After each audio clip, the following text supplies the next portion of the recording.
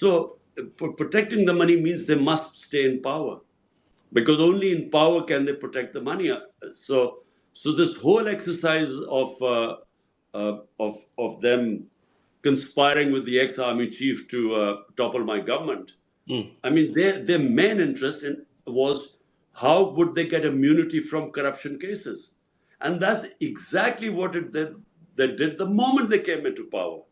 First thing they did was they passed a legislation in Parliament, and it is incredible that such a legislation could be passed, where by law they managed to get rid of, they got immunity from the corruption cases of at least $5 billion, 1,100 billion rupees. So they passed this law, and they were able to get away from these corruption cases. By the way, these corruption cases were made against them when they were in power, not during my time. So this is the problem. And by the way, Jeremy, this is the problem the entire developing world faces. Today, countries are poor not because of lack of resources. They are poor because they don't have rule of law.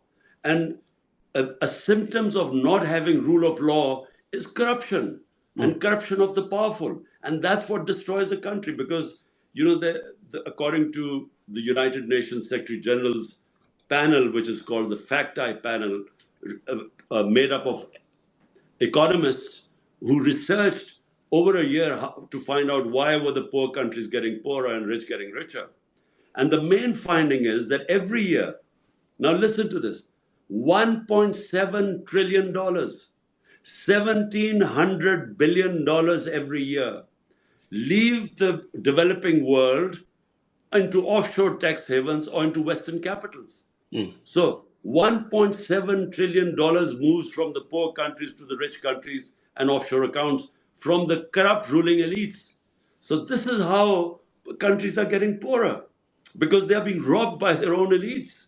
It's like if people might not know this, might not have read it in history, the greatest transfer of wealth took place when the East India Company conquered India. And from 1757 onwards, when they conquered India in 1757, India had 23% of the world GDP. And from then onwards, for 150 years, they transferred the wealth of India, was creamed off and taken off to Britain. And Britain had 3 or 4% of the world GDP when they conquered India. When they left India, Britain had 22 or 23% of world GDP, and India was left with 3 to 4% of the world GDP. So, they robbed the country. It's exactly what the ruling elites of the developing world are doing right now. They are siphoning off the money, and they end up and unfortunately, the powerful countries, rich countries, don't do anything to stop this plunder. You're speaking about the rule of law in Pakistan. Of course, the West prides itself on our rule of law. But I was thinking about how the idea of rule of law predates the West. You find it in Roman law and Christianity and Islam, that it's not some idea that's sort of foreign to Islamic countries. It's actually something that is at the source of them. Look, Jeremy, in the Islamic tradition, there were over 140,000 messengers of God sent to mankind over thousands of years. And every messenger of God, the common message was justice. One of our great scholars, Ibn Khaldun, he was considered the father of modern history. According to him, he said that my whole study of Islam brings me to just one point, that the whole purpose of the Almighty sending man to earth is to establish justice. So whenever during human history, the societies that had a better justice system always prospered. So it is connected to prosperity. So justice brings you rights.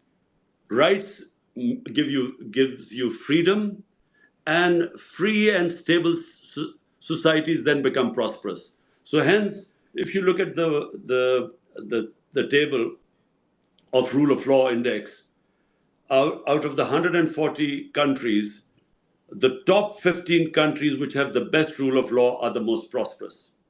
And the bottom 15 countries which do not have rule of law are the poorest.